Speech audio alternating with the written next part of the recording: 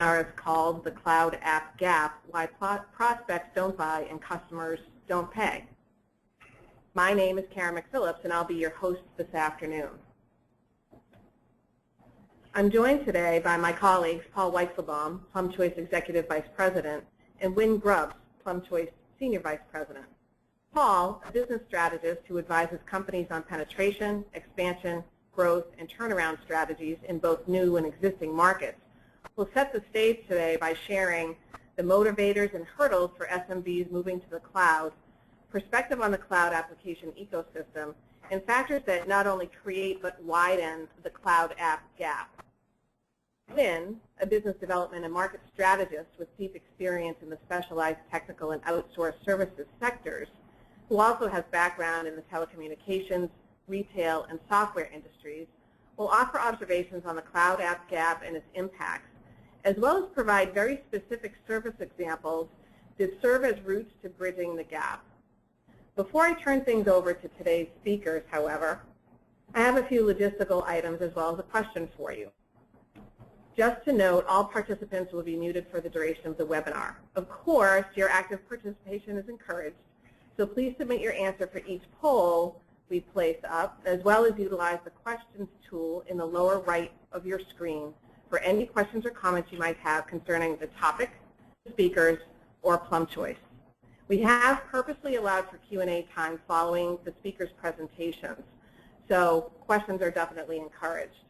And then, of course, at the close of the webinar, you'll be presented with a survey, so thanks in advance for taking a few minutes to complete it for the team. Let's ground ourselves in an understanding of the primary reason many of you joined us today. If you would take a moment to answer our first polling question, which is, what is the primary reason you're attending this webinar, that would be really helpful. From a variety of industries have joined us today, whether you represent the telco or cable industry, retail, cloud app development, a cloud service marketplace, or you're a distributor or other organization. You all have one thing in common. You're ready for insights and practical approaches to increasing your success in the cloud application market. So while those poll answers are inbound, we're seeing quite a number focused on mitigating the cost of cloud app support. So over 55% of our attendees are interested in reducing and mitigating the costs of cloud application support. In addition, a split about half and half, accelerating cloud application growth and reducing cloud app churn.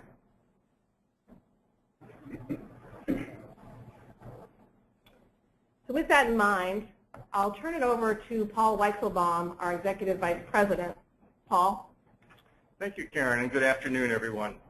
For the next half hour or so, Wynn and I will be discussing the cloud application marketplace, in particular the dynamics at play within it and the opportunities and challenges they represent. Now, we all know that a macro trend began several years ago that changed the way that users purchase, deploy, and expect support for their software. And there are multiple well-understood benefits to this new model. For one thing, this approach greatly reduces the time and effort required to try new applications, which is a positive for both the buyer and the seller, of course. This allows these small, resource-constrained businesses to free themselves from several of their non-core tasks, which in turn enables them to apply more focus to the activities and initiatives that create real value for them and in turn for their customers. Cloud apps can also help these companies innovate more quickly and with less risk. They can give something a try, and if it doesn't work, they can back out of it relatively easily, thereby increasing productivity as well as flexibility and scalability. And cloud-based software also enables these companies to better share resources and information among their employees and to ensure that everyone is using a standard set of productivity tools, which is no small feat in this world of bring your own device and bring your own app. Another benefit is that these applications are always up to date. Using cloud-based services naturally provides version control that guarantees that all employees are using the most up-to-date tools. At the same time, computer hardware and operating systems become less of an issue because these apps run through standard browsers, independent of the underlying systems, which also means there's no need for a VPN for remote employees. And finally, the company's data tends to be more secure when using cloud-based apps because people often neglect to back up their desktops on a regular basis. In the end, these applications are powerful tools that can make a material difference in an SMB's operations. For all of these reasons and more, cloud applications have been growing at 23% a year over the past few years, and with no end in sight. 60% of that volume is coming from the SaaS space, as opposed to platform as a service and infrastructure as a service. So there's a lot of market momentum here. Research shows that 40% of that SaaS volume will be delivered by brokers and aggregators, creating a very fertile space for companies to play a distribution role in this arena. At the same time, however, transitions to the cloud have not yet delivered on the promises of simplicity and easy adoption, with only about 30% of SMBs having embraced this model. So how do we explain the disconnect between the perceived benefits of the cloud and the relatively low adoption rate we're seeing to date? Well, first of all, small business owners are literally overwhelmed with how many choices they have, with thousands of applications available, segmented within dozens of categories. Cloud apps are now available to help companies increase their effectiveness in a variety of departmental functions, such as customer service, finance, HR, IT, marketing, and sales, as well as providing more general benefits like productivity and collaboration, communications, project management, and security. And within each one of these functional categories, there's hundreds of more choices. For example, just within the communications realm, companies can download tools that help with email, mobile, online meetings, telephony, video conferencing, and the list goes on and on. There's almost too much of a good thing here, without any easy-to-use roadmaps to help guide the selection process. All of this can prevent a sale from being made in the first place. But even after a sale is made, there are installation, integration, and adoption challenges. For one thing, the existing environment is already a fairly complex, multi-application, multi-vendor ecosystem in its own right, with some of the applications being sanctioned and some not, as the advent of BYOD and BYOA complicate things. This presents integration challenges, and in the end, it's the new apps that have to fit into the existing environment. Few companies are going to be inclined to reconfigure their existing setup to accommodate a new application. It's easier to just return it. What we're describing here is an immune system of sorts. In addition, all of this can negatively impact performance. Even when everything fits together seamlessly, there are performance impacts as the users get up to speed with their new applications. And of course, once everything is up and running, things change. New employees are hired, some leave, the company may take new office space, and new applications may be added to the mix. So there's an ongoing service management requirement here that is difficult for the SMB to fulfill on a do-it-yourself basis. In the end, there's just too much to manage to get a rapid payback, and that, after all, is what customers are looking for. In many ways, they are ill-prepared for this exercise. They tend not to have the right skill set, they don't have the interest, they don't have the risk profile for this kind of undertaking. Combine that with the fact that their most precious resource is their time, and there's a challenge. Now let's explore a little more deeply the environments within which these SMBs and cloud applications operate. The local environment of most SMBs is already a bit cluttered with PCs, printers, servers, tablets, and smartphones that access the internet either directly or via a router and firewall. When cloud apps are added to this picture, things become more complex.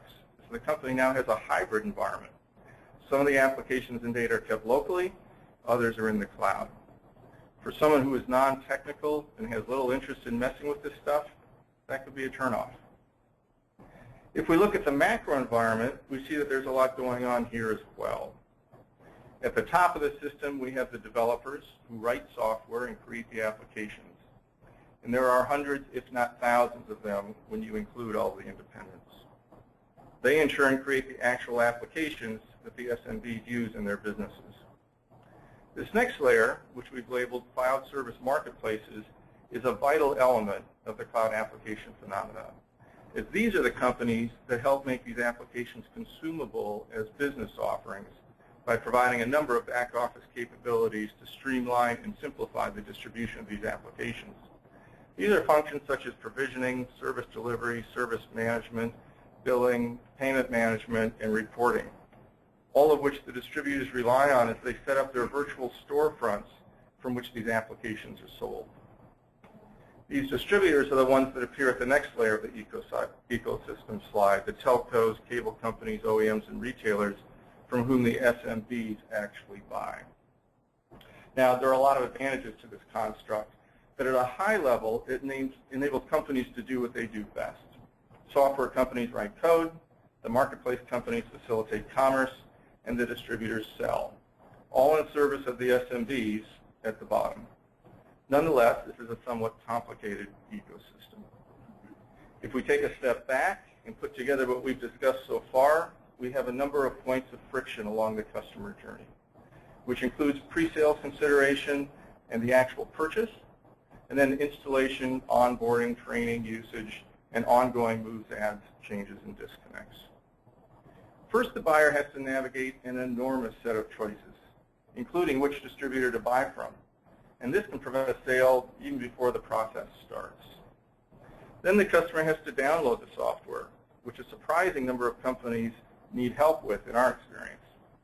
Then they need to activate the software, which involves setting up the client side of the software, talking about the PCs, the tablets, the smartphones, completing the activation of the back-end systems, migrating the data, setting up the system administration, and getting everybody trained.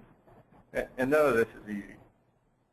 After that, they need to explore and master the various features and functions of the software, which is often not as intuitive as one would hope, and also ensure that all of their employees are using it as well. And then over time, they'll need to navigate moves, adds, and changes and disconnects as their company evolves. There's potential for mishaps at every step along the way here, and any one of them could easily result in frustration and a lost customer. So as we can see, it's not surprising that do-it-yourself models in this space have resulted in low activation and high return rates, both of which are unsatisfactory for end users as well as providers. When you put all this together, the cloud app gap begins to take shape for both the SMB as well as for the distributors. The SMBs are looking for growth, profitability, stability, focus, and most of all, time. And the benefits cloud apps promise, things like productivity and security enhancements, increased flexibility, simplicity, and convenience, and most of all, time, are attractive. But first, they have to overcome several obstacles, including having to navigate that huge selection of apps, integrating those apps into their existing environment, and figuring out how to use them. In the end, it might just be too complicated to justify the benefits. At the same time, the distributors are facing their own cloud app gap. The distributors, of course, are looking for growth and a larger share of wallet by offering an expanded product portfolio, which in turn can reduce the churn of their core products. At the same time, they recognize that the benefits of a successful cloud app program likely include increased adoption and higher CSAT, which in turn can lead to reduced churn and lower support costs, while simultaneously generating increased upsell opportunities. However, they too are faced with certain challenges, principally the fact that these are not core products for them, which makes it difficult to mainstream their support, let alone to support all of the apps on a consistent basis, even given the recognition that a self-service approach won't get the job done. That, in a nutshell, represents the cloud app gap. It's easy to see the multiple points of friction and the challenges for both the SMBs and the distributors that create risk for both groups. Thank you for the insights, Paul. Before we invite Wynn to the microphone, we'll take an opportunity for a second polling question, which we'll launch in a moment. The question at hand is, what was your cloud app churn last year? And we've provided a few ranges here for you to select what best characterizes your organization's cloud app churn in 2014. What will be interesting is, given that more than half of the folks on who took the original poll stated that their intent for attending the webinar was to mitigate costs, it'll be interesting to see the results of this particular poll, which is beginning to look like 5 to 10% may take the winner's seat here. Let's give it a couple more moments as folks select which bucket is most applicable to their own numbers. Good, we'll close that poll now. Nearly 60% indicated between 5 and 10% churn of customers in their cloud app portfolio in 2014. There was a much smaller number at 3 to 5%, with 17% of those taking the poll, and then another 17% at 10% or more, which is fairly significant. So I coughed. Maybe you can give the higher percentage again. 58% reported 5 to 10% churn. And no more coughing from Win, because now is his time to share maybe some observations on that poll that certainly go into his prepared presentation. Thank you, Karen. No promises on the coughing. And thank you, Paul. So I think Paul has described the gap very well. It really is still just way too difficult to purchase, onboard, and support cloud applications today. It's quite ironic, actually. SMBs want to move their applications to the cloud to secure an easier IT environment, to reduce costs, and to save time. Yet their fear seems to be that it'll be too hard, too expensive, and too time-consuming just to get to the other side to enjoy those benefits. A few years ago, I think the belief in the market was that do-it-yourself was the answer.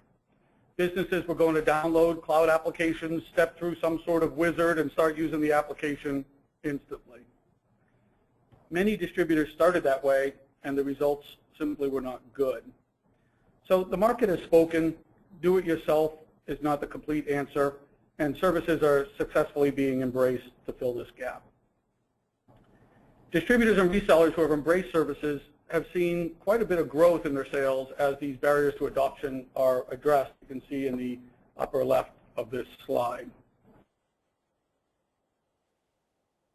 Churn have been reduced. I thought it was interesting here at 58% of the folks in the poll in question said 5 to 10% churn. 17% of the folks said 10% or more churn. I think that the industry hasn't quite figured out how to measure churn in the cloud space, and I'll give you a few examples. We have some partners that will define churn as somebody who jumped in and installed cloud applications and then completely left the cloud application and went back to their premise-based environment. That's one definition. Another definition might be that someone installed 200 seats, or I should say purchased 200 seats, but only 140 of the seats ever got activated and onboarded, and so therefore the 60 get returned. Is that a function of churn? And then I think others measure only on dollars. I sold $100,000 of something, and somehow I had to get $20,000 back. Our metric up here is really based on seats that either activated or did not in the upper right. A proactive approach for those folks that did not originally opt for adoption services up front. Many SMBs do not opt in for those services, but we have had programs where we have later contacted and offered such services, and the results were positive, as you can see here in this 400% increase in activation. Post-activation, the results continue. The industry has seen a reduction in support calls, about half for those businesses that were properly activated and onboarded up front. And the result of that is that the customers are happy. The market is seeing very high customer satisfaction scores. In almost all cases, these scores have been higher than what the distributor has experienced in other lines of business.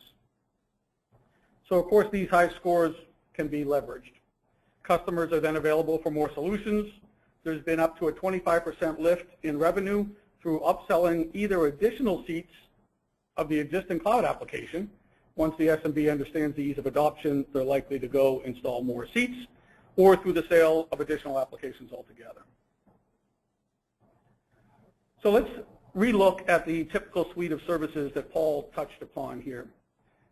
Paul went through the top of this chart, which is really the customer journey.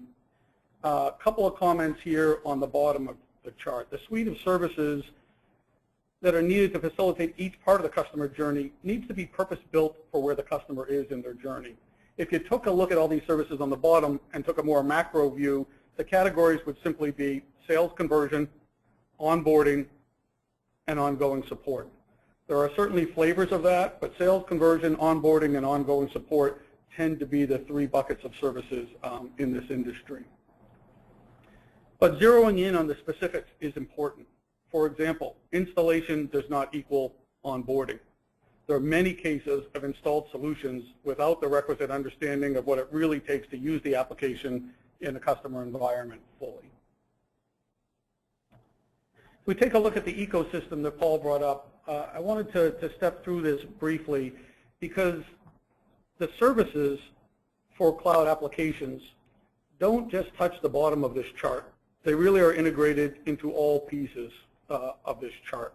There's really a wrapper that needs to happen if you're onboarding or creating a support environment for someone in a cloud application. So working from the bottom of this chart up, the SMB environment, of course, might be obvious, and Paul touched upon it. Are there devices in multiple locations, different requirements? Are some of them mobile and other of them fixed?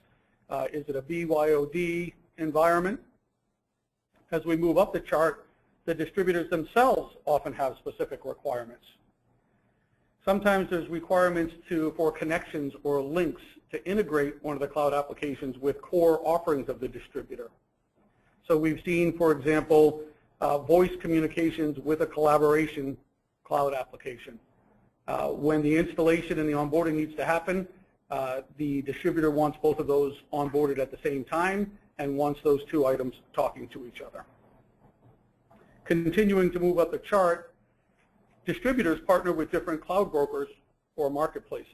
And these relationships are very tightly integrated. This is often the environment that the SMB actually downloads, licenses the software, registers, finds out how many have been deployed or activated or not.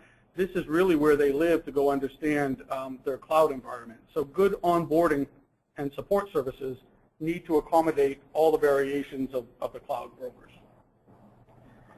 And then again, as we move up here, the applications are quite diverse themselves.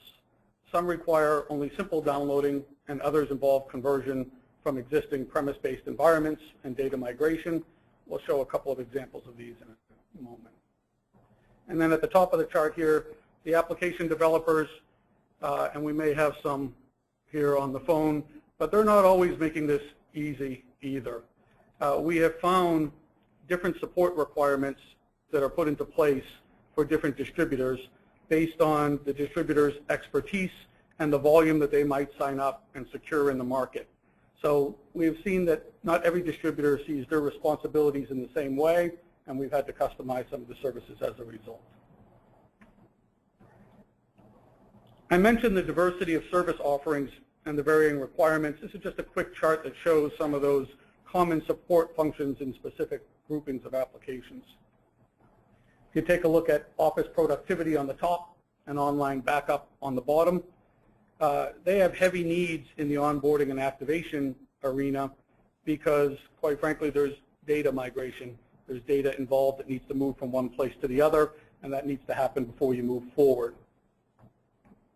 In other areas like unified communications, it's much more of a how-to or an educational process, a pre-sales or a sales support, if you will.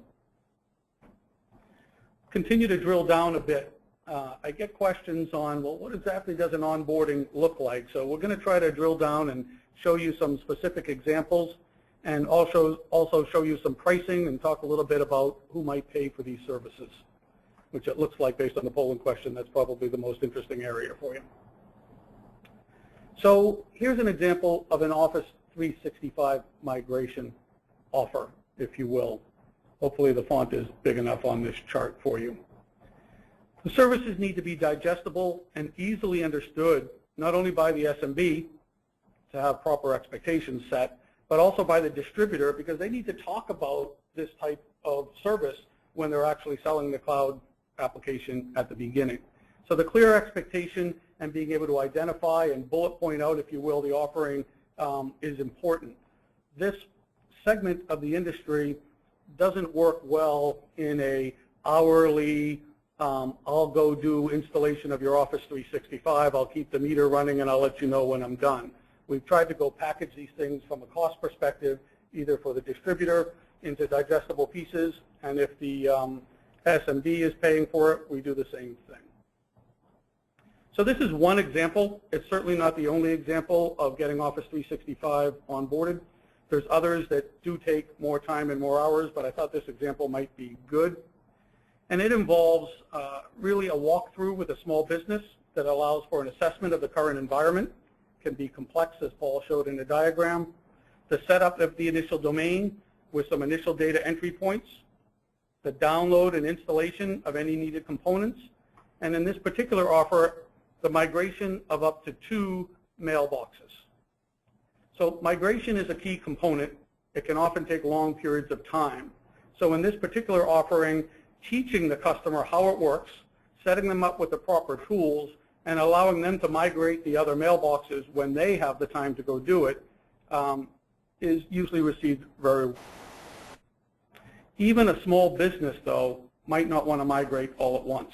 It's expected that even in this offering, there will be multiple appointments to complete the process, often over quite a period of time. In a little bit, we'll talk about this type of offering and whether the customer should pay for it or whether the distribution channel should pay for it. Post-activation support is probably not talked about enough in these discussions that we have on cloud applications. Everyone seems to want to talk about the onboarding and what it means to churn. But the post-activation support is a critical element in this process as well. Distributors are often handed a very large document on support requirements as a condition of their selling relationship. And it generally falls into 3 buckets.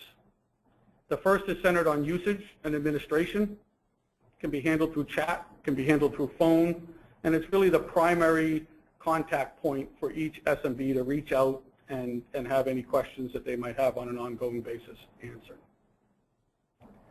The second is more about technical issues, usually requiring remote access into the customer's technology environment, solving those problems and then making sure that the appropriate testing happens to make sure that everything's set up properly. These cloud applications are often mission critical, so this level 2 or tier 2 is extremely important to have resolved in a short period of time. And then, of course, the SMBs as well as the distributors want the full readout on what's going on with the customer base. So what are the problem types? What are the resolutions? How long did it take? And make sure that we have the proper feedback loop in place. The last tier is the working relationship with the cloud application provider. And the circumstances are rare. Less than 1% of the customer total interactions involve this type of escalation, but it's still important that the escalation path is there. Still a pretty nascent industry, and everyone needs to share information. Many of the cloud applications are either new or have new versions or are being deployed to new environments such as mobile. And the cloud application providers have asked, they would like to hear from the front lines on what is working and what is not working so well. Making the difficult appear easy. The challenge here is for both the SMBs and distributors to not be burdened with the complexity of the solution. But the work itself is complex. This is not generally level 1 tech support work. It requires certified technicians that are recruited to do this specific type of work. They're trained extensively and monitored with a strict quality control methodology. That's what allows the 95% customer satisfaction scores that we showed a little bit earlier. There are a variety of onboarding tools for a wide range of applications that are needed. We've had a conversation with a couple of folks and say, please don't try to migrate a 15-person lawyer's office to Office 365 using traditional manual PST migration efforts, for example. The mailboxes for these lawyers are huge. You'll be there for get everything transferred over. It requires a different tool set than what an SMB or, quite frankly, a large corporation might deploy on an everyday basis. There's other needs like scheduling software, for example. I mentioned that sometimes these processes take place over days and weeks. If there's multiple locations or multiple divisions of a company, they don't always want to cut over, both from a logistical standpoint as well as a risk mitigation standpoint. So you really need to track an individual case and understand the progress against that case as you move forward. So I want to step through 4 market observations before we wrap up and take some questions here. The first is something I alluded to a couple of times, which is, should customers pay for these services? And if the customer doesn't pay for the services, who does pay for the services? This is an ongoing industry discussion. And we debated here how much we should talk about these individual dollar amounts and percentages, but I think it's worthwhile to talk about them a little bit. If you take a look at the pre-sale support on the left and the ongoing support on the right, it's pretty clear that the small business is not going to pay for those explicitly. You're not going to be able to make an offer and say, would you like to pay for my sales efforts here? You can try to embed that in your cost, but the middle piece is the interesting part. Installation and onboarding is really where the debate is. Should we charge a small business for this onboarding, or should we absorb those costs? So you can see here a typical Office 365 onboarding at the level that I described in the earlier slide. Migrate 2 mailboxes, take an hour, hour and a half with a customer and get them started, if you will. That might be, let's call it $150 per company. There may be many seats under that, but you're only migrating the 2 seats, and then they're going to do the rest. So, few different approaches to the pay or not pay dilemma. Some distributors want to generate revenue from these functions, and we certainly have created an awful lot of offerings and price points that a business can purchase separate from their cloud application licenses. So during the purchase cycle, they are offered an onboarding for $150, for example. Now, I will tell you, we have found that the take rate on that is relatively small. You'll find the take rate to be in the single digits or the low double-digit percentage if you just ask if somebody would like to purchase something at $150 to get them onboarded. So you're getting some revenue, but you're not influencing much of the customer base. Other distributors have decided to offer onboarding as part of the cost of doing business. The whole rationale here is with high adoption, churn prevention, lower support costs in the long run, I'd rather go take the cost up front as a distributor. It's going to pay off in the long run. We've even seen a number of distributors do that for a period of time as they go through the learnings. Do it for the first 5,000, 10,000, 20,000 seats, figure out what the learning is. Maybe it's different across different cloud applications, and then you can decide where to charge and where not to charge. Then the third approach is really to bundle the onboarding services at a fee into every sale of the cloud services. Here the thought is reasonable to expect that there'll be effort needed to do these functions and that there's value for the SMB, that they should understand and see that value from the beginning. Better to be explicit and straightforward about the cost. You'll be better off and have a better relationship in the long run. So we see some folks doing this. The fear, of course, is that you're viewed as a high-price solution and that others will purchase from another distributor. If you're the only one on the block charging an upfront implementation activation fee, are people shopping around, or do you think that they actually value that exchange and that relationship and the honesty up front? Another observation here is there are differences in behaviors based on business segments. We've started to establish different take rates and engagement profiles by vertical, for example. Lawyers' offices don't work the same way that flower shops do. A notable difference that we've shown here on this slide is that small businesses tend to be elusive. They are busy. Time is extremely important to them, and there's often only one person at that company that you can interact with to make any progress on an onboarding. However, once you get that appointment, you'll likely be able to get everyone in that flower shop onboarded at one time. Difficulty in getting the appointment, success once you get it.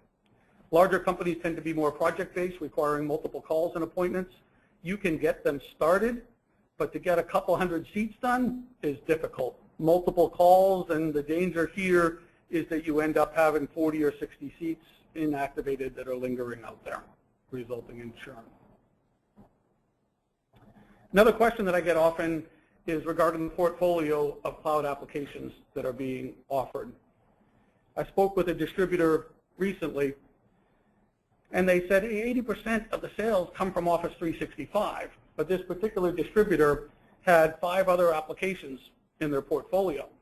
So their concern was By the time I'm at that 5th application, I'm only going to have a couple dozen people activate the services as opposed to my top cloud application where there's going to be hundreds or thousands. Can you still do support and onboarding for me if I only have a couple of dozen? And we've really seen some benefits in that crawl, walk, run approach, if you will. There's been a number of partners, distributors, if you will, that have come to us because they know that they can start small and then scale quickly if that's what the market brings. And then I wanted to point out this larger suite of services as well. This is, I think, a more recent phenomenon, but it seems to be accelerating quickly. Distributors come in many, many forms. They might be communications providers. They could be hardware OEMs. They might be e-tailers or retailers, or they might be DMRs. There could be others. I think we have all of those flavors, as Karen mentioned here on this particular webinar. But not all of them are selling cloud applications as standalone offerings anymore.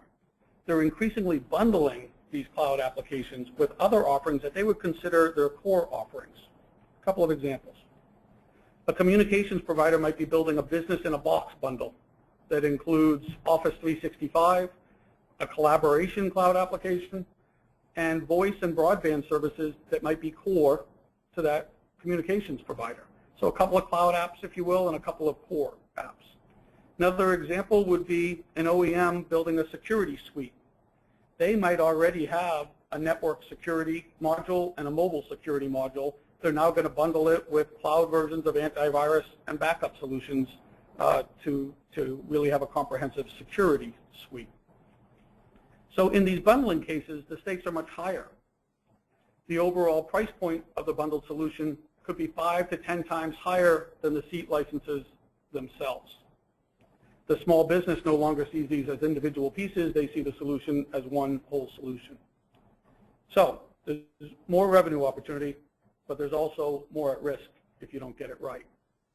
The overall success of the business-in-a-box solution, for example, might require the immediate activation of the Office 365 application, or the small business is going to consider the whole bundle not successful because the whole idea was that they're running Office 365 on their mobile devices.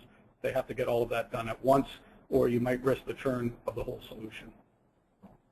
So companies that are engaged in these bundles are emphasizing services more than ever, and I believe that they're more willing to invest in paying for the upfront onboarding because of both the revenue opportunity as well as the risk of people leaving, frankly. So to summarize here, self-service by the SMB is not the entire solution. It doesn't fit the growth needs in cloud applications. It still may be relevant with some of the applications, but it certainly isn't with the data-intensive applications and the bundles that I just described. So the market's spoken, and it's pretty clear a suite of services need to be deployed. As I look at this chart, I think in our experience, I'm not sure I have any partner that's really using all of these, and they certainly aren't using all of them on any specific application. It may be that one application is very difficult to sell and you're doing more pre-sales, another one is very difficult to onboard. So we also talked about the specific solutions need to match those points on the customer's journey, needs to be identified. And the broad categories are sales conversion, onboarding, and ongoing support services. And again, doesn't have to be all-inclusive. We have partners that are just working with us on ongoing support services because they're taking a bit more of a self-service approach on the onboarding and vice versa. So what we do know is that the results will be there in higher take rates, less churn, and a lower overall support requirement. And finally, as we talked about, the industry is still wrestling whether these services should be deployed at a cost of sale or paid for by the SMB. I don't think we've heard the end of that one yet. So with that, Karen, I'll hand it back over to you for any questions that we might have.